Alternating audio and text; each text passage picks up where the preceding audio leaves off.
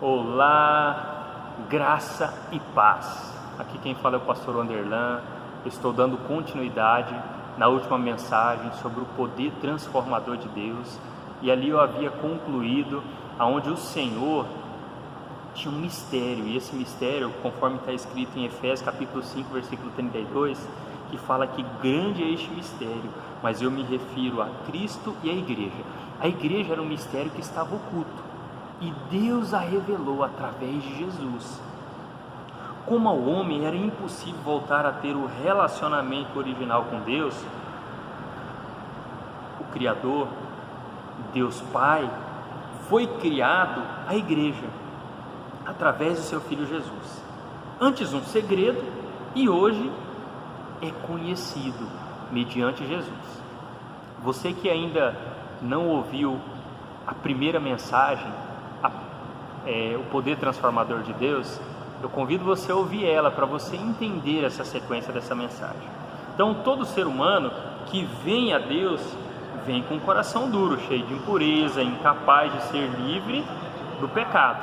Porém, Jesus, ele é o único que pode cancelar o escrito de dívida que uma pessoa tem.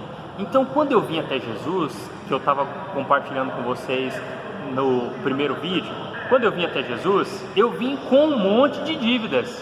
Eu não estou falando de estar devendo em uma loja, não, eu estou falando de dívida, de pecado mesmo, cheio de problemas, cheio de situações difíceis, que era impossível conseguir ser liberto, era impossível conseguir ir para o céu com aquele monte de dívida para ser pago. Eu posso usar um exemplo assim, pegar isso daqui, tá vendo? Tudo isso era um monte de dívidas que eu tinha, um monte. Todas as pessoas que vêm até Jesus vêm com um monte de dívidas, um monte. Falta de perdão, a falta de amor ao próximo, a falta de obedecer às autoridades, o coração impuro, um monte de pecados que vinham. Então isso ocasionava uma dívida muito grande, impagável. E aí Jesus foi o único meio que Deus tinha para poder pagar a dívida do homem, para o homem voltar a ter um relacionamento com Deus, porque Deus queria se revelar ao homem, mostrar para o homem o quanto Ele o ama, o quanto Ele o deseja. Lá em João capítulo 3, versículo 16, fala que porque Deus amou o mundo de tal maneira que deu seu Filho unigênito para que todo aquele que nele crê não pereça, mas tenha vida eterna. O ser humano estava sempre perecendo, mas Deus, com o seu amor maravilhoso, enviou o Filho dele para que todo aquele que crê em Jesus não venha perecer, mas venha ter a vida eterna. Então, só tem um meio de eu conseguir ter a vida eterna, de voltar a ter um relacionamento com Deus, através de Jesus.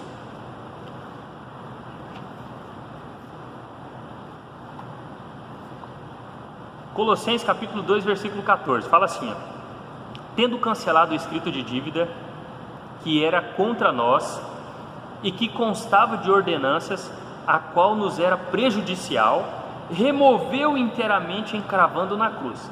Lembra que eu falei da dívida? Toda a dívida que eu tinha?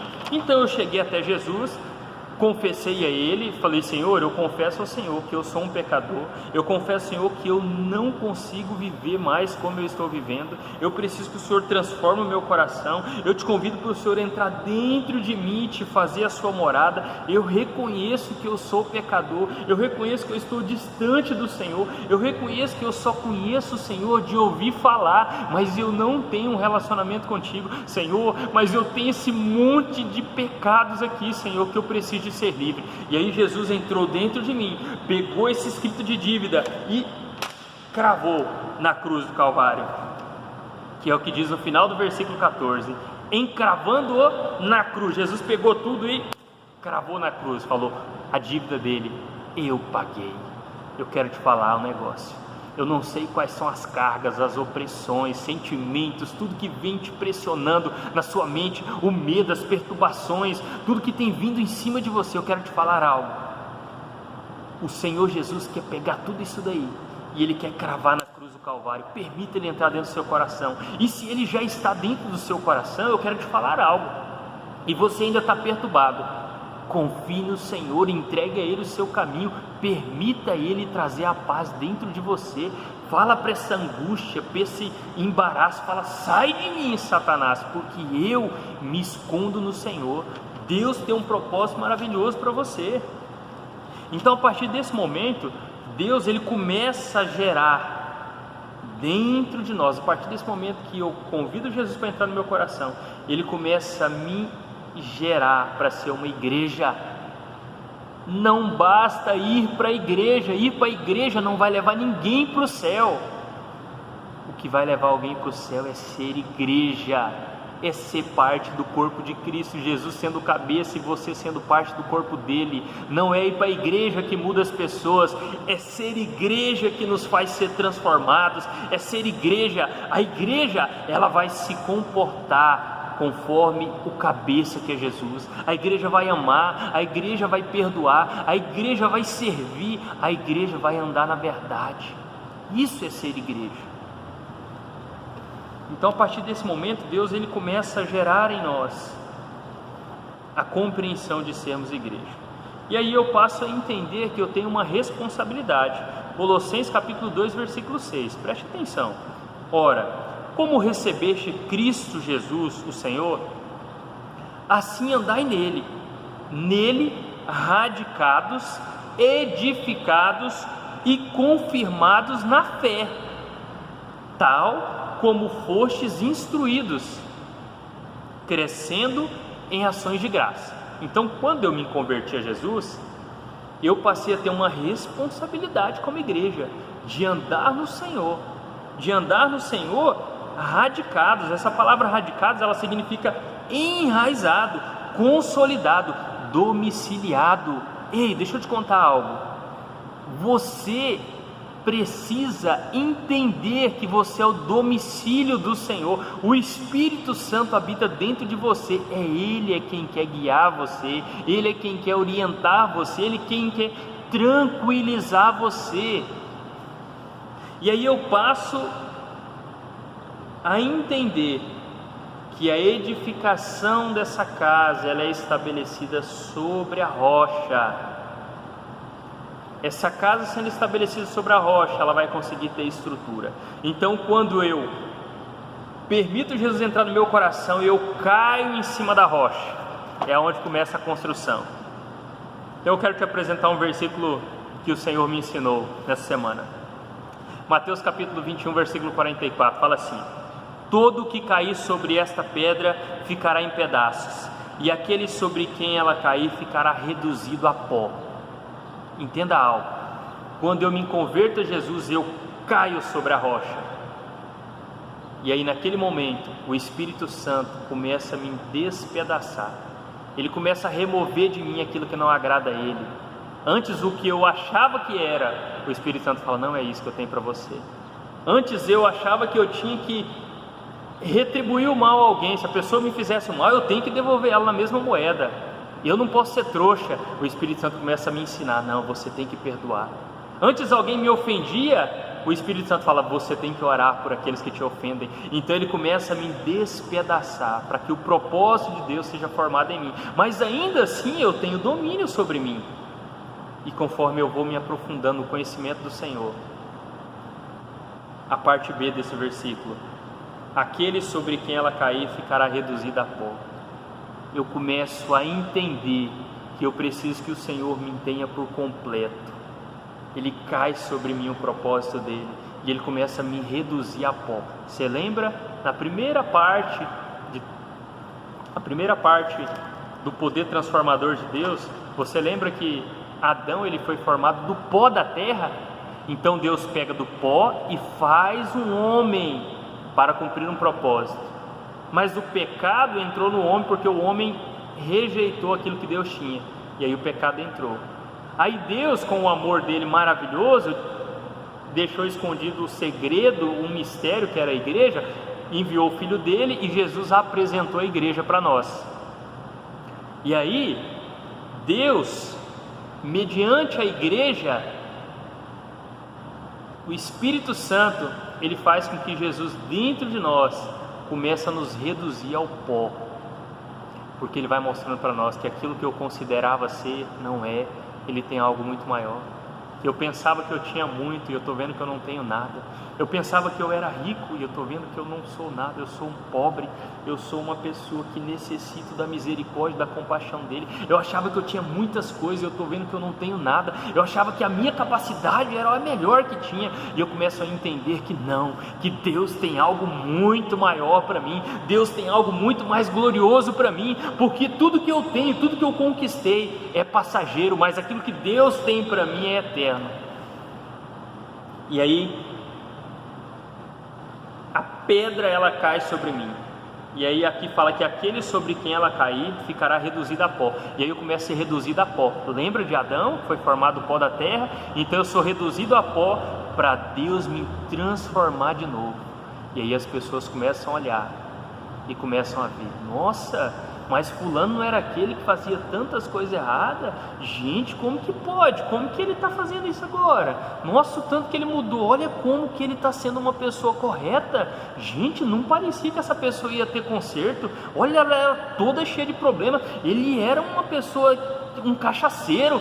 Olha, essa pessoa aí dava muito, era um caloteiro, e agora ele é uma pessoa correta.